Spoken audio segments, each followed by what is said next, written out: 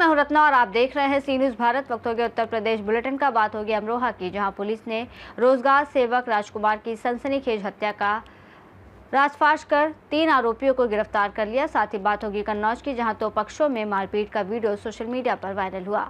ऐसी तमाम खबरों पर विस्तार से चर्चा करेंगे इस बुलेटिन में। अमरोहा जिले की नौगावा सादात पुलिस ने एसओजी और सर्विलांस टीम की मदद से रोजगार सेवक राजकुमार की सनसनीखेज हत्या का पर्दाफाश कर 3 आरोपियों को गिरफ्तार किया। पुलिस ने घटना में प्रयुक्त सफेद बोलेरो स्प्लेंडर प्लस मोटरसाइकिल बरामद की है। 30 अगस्त की शाम रोजगार सेवक राजकुमार की संदिग्ध सड़क दुर्घटना में मौत हुई थी। वहीं शुरू में मामला एक्सीडेंट का लगा, लेकिन परिजनों ने प्रधानी चुनावी रंजिश में हत्या की आशंका जताई। सीसीटीवी फुटेज और सर्विलांस की मदद से पुलिस ने सफेद बोलेरो की पहचान की और जांच का दायरा बढ़ाया। पुलिस के हत्या चढ़े आरोपियों में पूर्व प्रधान वीरेंद्र सिंह, उसके रिश्तेदार अंकुर और प्रमोद उर्फ बिट्टू शामिल हैं। पूछताछ में आरोपियों ने स्वीकार किया कि प्रधानी चुनाव और निजी रंजिश के चलते योजनाबद्ध तरीके से राजकुमार को बुलेरो से टक्कर मारकर मौत के घाट उतारा गया था। एसपी अमित कुमार आनंद के निर्देशन और एएसपी अखिलेश भदौरिया, सीओ अवध भान सिंह के पर्यवेक्षण में गठित टीम ने 23 सितंबर को देहरा मोड़ के पास से तीनों को धर दबोचा। 30-8-25 को थाना नौगावा क्षेत्रांतर्गत एक व्यक्ति राजकुमार निवासी ग्राम मूड़ाखेंडा, जो एक रोजगार सेवक था, ये ब्लॉक से वापस अपने घर को जा रहा था तो भेड़ा भरतपुर के पास एक अज्ञात वाहन से इसकी स्कूटी को टक्कर लग गई थी, जिसमें यह घायल हो गया था और इलाज के दौरान इसकी मृत्यु हो गई थी। तो प्रथम दृष्टया यह केस एक्सीडेंट का प्रतीत हुआ था। बाद में इसके परिवारजन द्वारा आशंका जताई कि प्रधानी के चुनाव की रंजिश के कारण इसकी हत्या कराई गई है। तथ्यों की बहुत ही गंभीरता से देखते हुए जांच कराई गई। सीसीटीवी के माध्यम से पता चला जो अज्ञात वाहन था वो एक सफेद बोलेरो गाड़ी थी, जो इसकी स्कूटी का पीछा करते हुए दिखी। संदिग्धता प्रतीत हुई, जिसके आधार पे मुकदमा हत्या की धाराओं में पंजीकृत किया गया। आज थाना Naugawa Sadat SOG surveillance team ने बहुत ही सराहनीय कार्य करते हुए घटना का अनावरण किया है। इसमें 3 अभियुक्तों की गिरफ्तारी की गई है, जिनका नाम वीरेंद्र, अंकुर और प्रमोद है। वीरेंद्र पूर्व में प्रधान भी रह चुका है और अन्य अंकुर और प्रमोद इसके फुफेरे साले लगते हैं।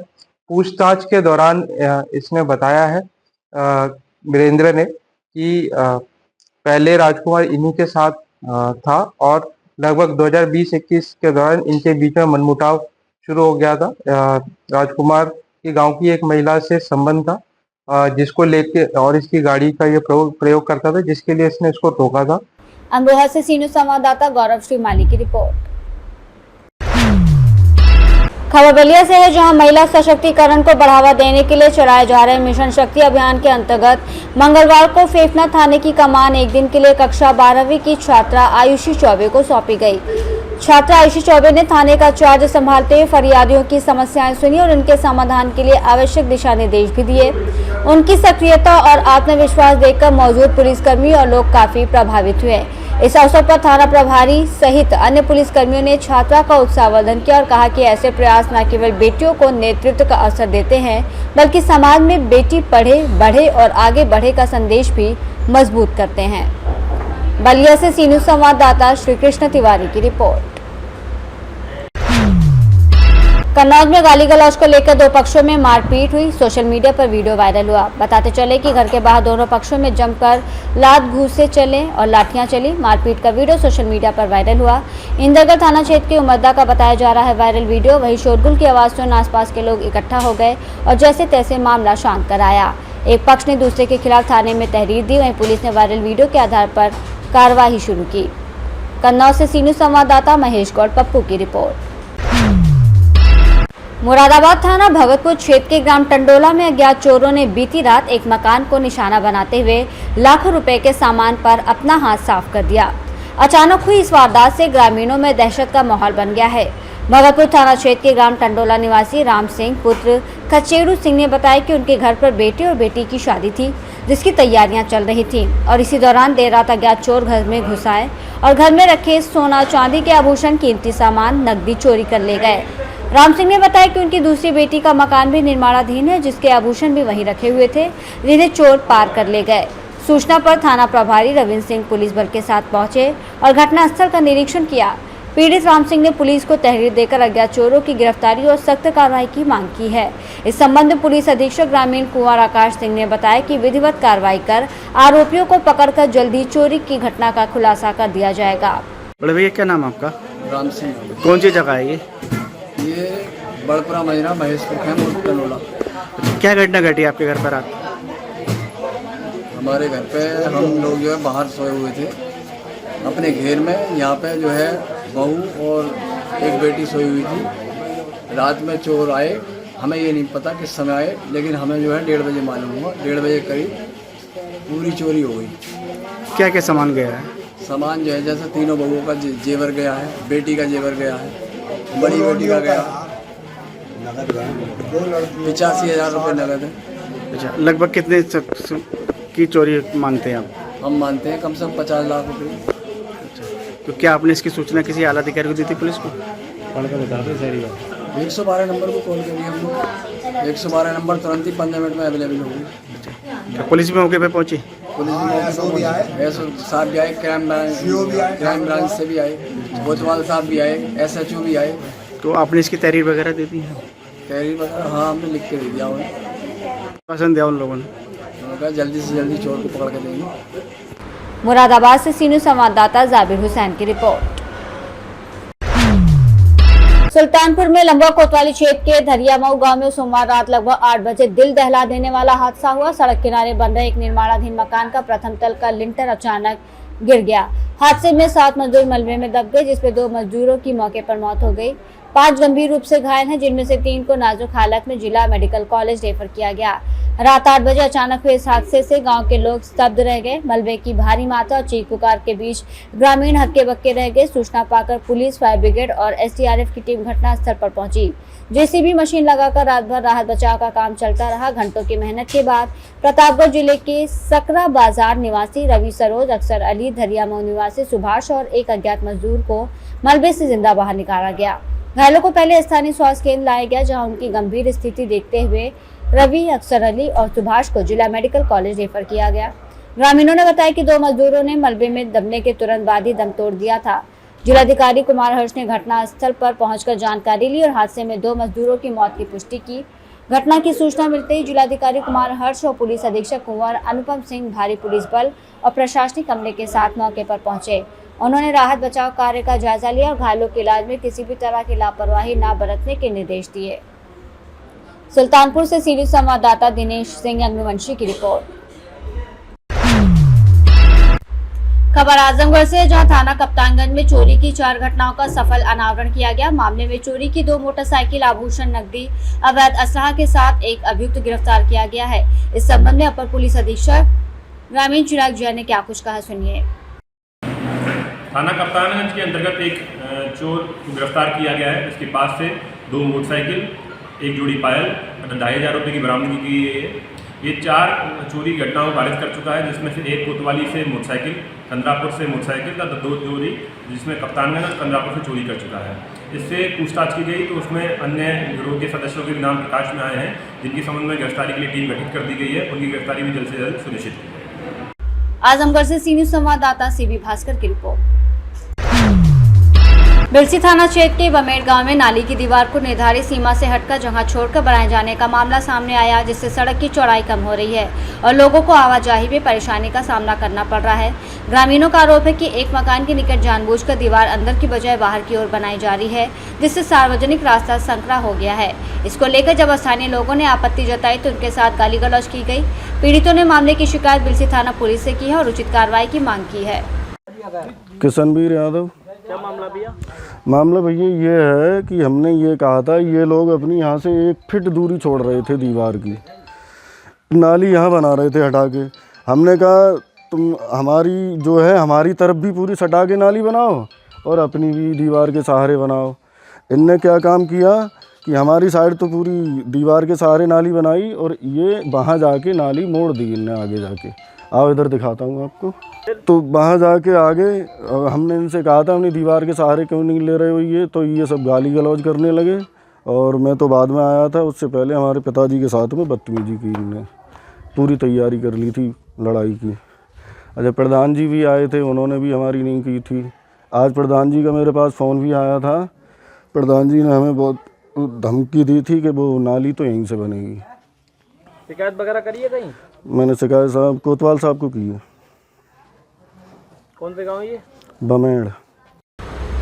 बदायूं से सी न्यूज़ संवाददाता नईम की रिपोर्ट।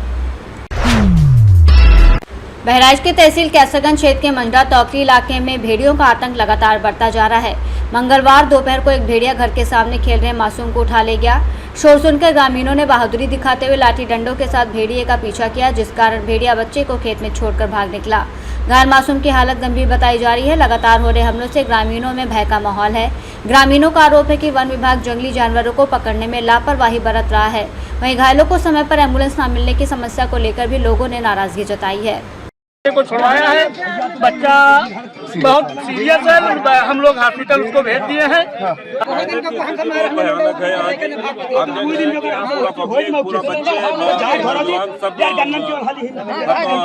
उत्साहित है किसी न किसी तरीके से पकड़ा जाए और ग्रामीणों ने हक्का लगाना भी शुरू कर दिया। की स्थिति केवल सड़क पे है और इस सड़क से अगर नीचे नहीं उतरना चाहते हैं और विशेषकर जनपद के आला अधिकारी इस पर विशेष ध्यान नहीं दे रहे। अभी जो जानवर बच्चे को लेकर गया था, आप उसका पीछा कर रहे थे, कौन सा जानवर है वो? सर लकड़बग्घा है। अच्छा, भेड़िया नहीं है? भेड़िया नहीं, काले मुंह का है। हाँ। और ऊंचा है, थोड़ा पूंछ लंबी है। हाँ। और आगे में बाल ज्यादा है। हाँ। पीछे शरीर के बाल नहीं है। हाँ। आपने उसको कितनी करीब से देखा है? करीब करीब 2 कसी आगे से। बस। अच्छा, तो आपने कितनी दूर खेदा तो बच्चे को छोड़ दिया? करीब आधा किलोमीटर और आगे गए हम तलवा पर से, तब मिला सर बच्चे। अच्छा, बच्चे को छोड़ दिया। ग्रामीण लोग थे, चौकीदार घेराव में पड़ा था। यहाँ प्रशासन की कोई व्यवस्था है? कोई व्यवस्था नहीं, कोई व्यवस्था नहीं। वन विभाग सर आते हैं, तुरंत ले चले जाते हैं। अच्छा, यहाँ सारी रखवाली आप गांव लोगों को ही करना पड़ता है? अच्छा, कोई नहीं है? यहाँ पे हो रहा है, वहाँ सिपहिया में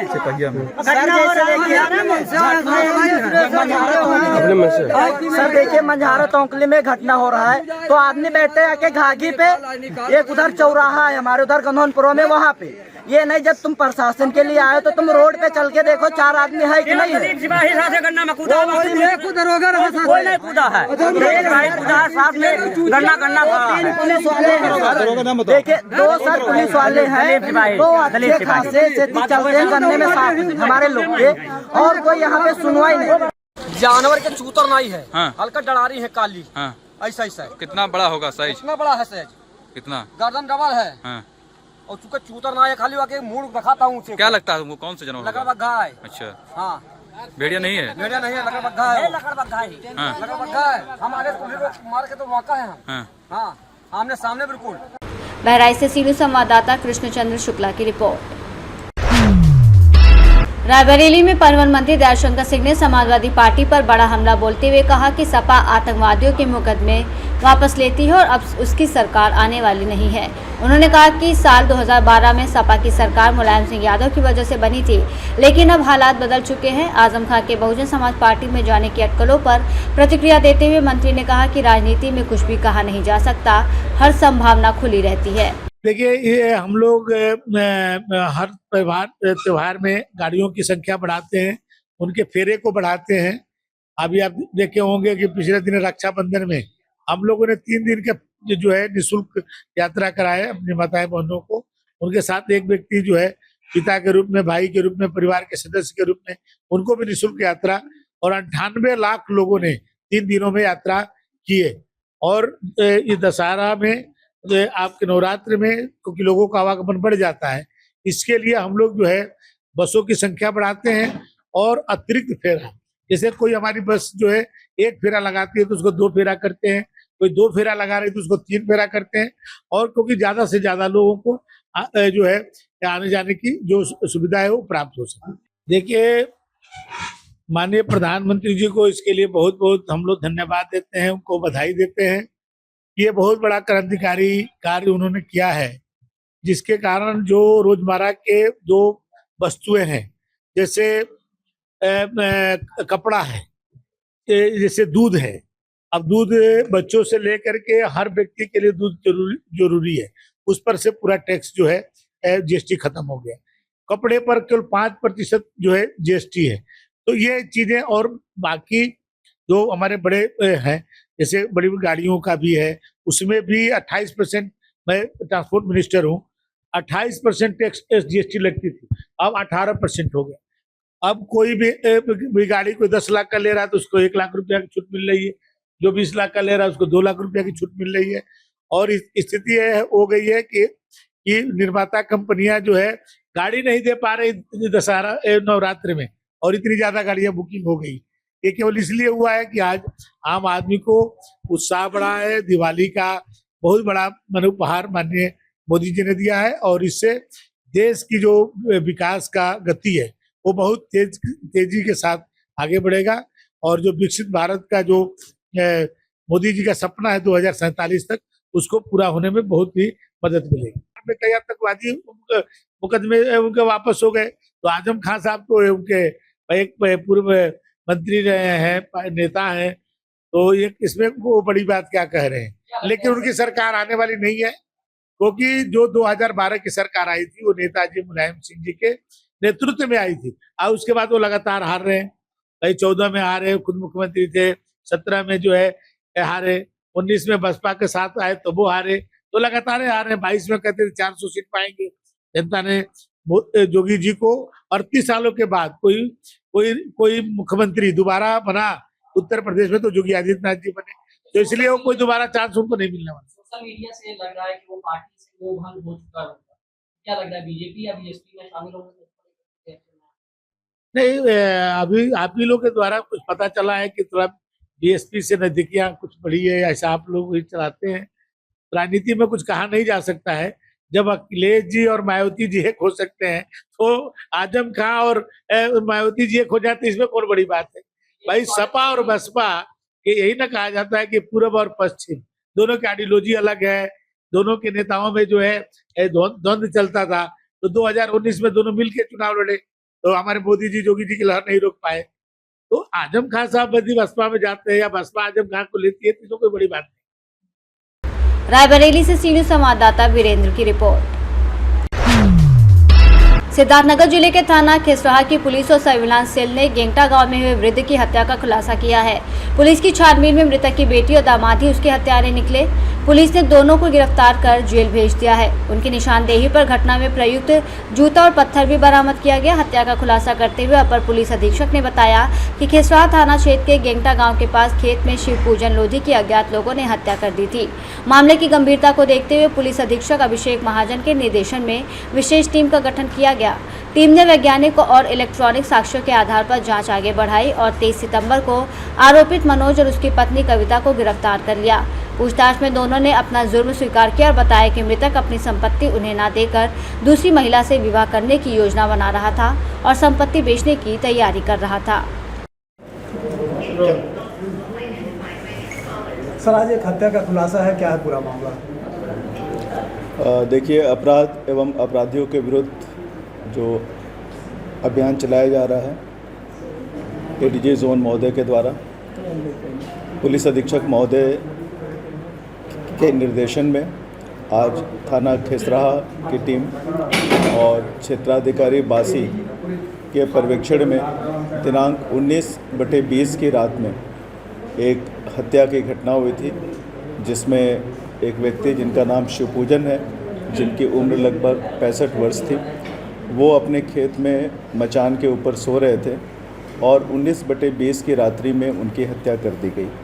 आज उक्त घटना का अनावरण करते हुए घटना में संलिप्त 2 अभियुक्तों की गिरफ्तारी हुई है, और जो 2 अभियुक्त जो हमने गिरफ्तार किया है उनके नाम है मनोज और एक महिला है जिसका नाम है कविता।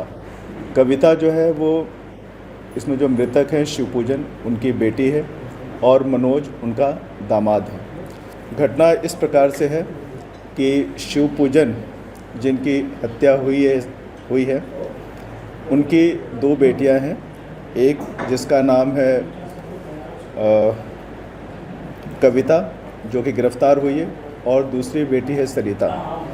शिवपूजन की पहले एक शादी हुई थी, शादी में उनकी जो पत्नी थी उनके पूर्व में भी एक विवाह हो चुका था, जिससे एक लड़की थी उसका नाम कविता है, वो अपने साथ लाई थी और शिव पूजन से शादी करने के बाद उनसे एक सरिता नाम की बेटी जो है वो पैदा हुई। लड़की की शादी हो गई थी और शिव पूजन अकेले रहते थे अपनी बेटी के साथ। और शिव पूजन के बारे में जो अभियुक्त गढ़ है उनको ये पता चला कि शिव पूजन के पास लगभग 3.5 बीघे उनके पास ज़मीन है और वो ज़मीन को बेचना चाहते हैं और दूसरी शादी करना चाहते हैं। तो अभियुक्त गढ़ को ऐसा लगा कि अगर उनके पिता के द्वारा या ससुर के द्वारा अगर दूसरी शादी अगर की गई तो ज़मीन उनके हाथ से निकल सकता है और अगर ज़मीन बेच देते हैं तो भी उन्हें कुछ नहीं मिलेगा।